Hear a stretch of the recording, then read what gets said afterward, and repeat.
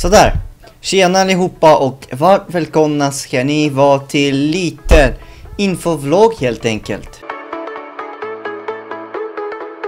Idag tänkte jag prata lite om DreamHack helt enkelt. Jag kommer berätta liksom vart jag kommer sitta där och liksom hur det kommer vara och hur jag liksom känner mig för. Helt enkelt, ja, det går som det går och yes. Jag tänkte bara säga att jag kommer sitta i C-hallen. Fast konkret tror jag kommer sitta på C28, plats nummer 10. Så det är nice, Om ni vill träffa mig, ni kan bara komma förbi. Där kommer sitta jag, Falken, Cassandra, Christian, Gibban och så ja. Det kommer vara skitkul helt enkelt. Det kommer vara min första gång när jag kommer vara på DreamHack.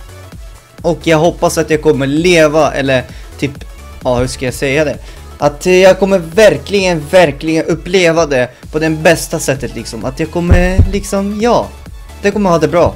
Jag vill också bara säga liksom, om ni kommer fram till mig, det är bara hälsa, ge mig high five, liksom säga hej, liksom prata lite med mig, ställa lite frågor liksom, vad ni vill veta om mig liksom.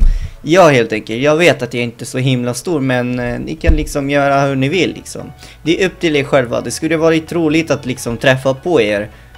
Några av er som brukar kolla på min stream. Så ja, det är uppskattat om ni kommer fram och liksom hälsa på. Jag vill också säga att vägen till DreamHack kommer se ut på följande sätt. Jag kommer ta mig ända till DreamHack till Jönköping med bilen. Och jag kommer typ säkert åka ganska tidigt på morgonen. Eller säkert jättetidigt på morgonen. För att vara där lite tidigt helt enkelt.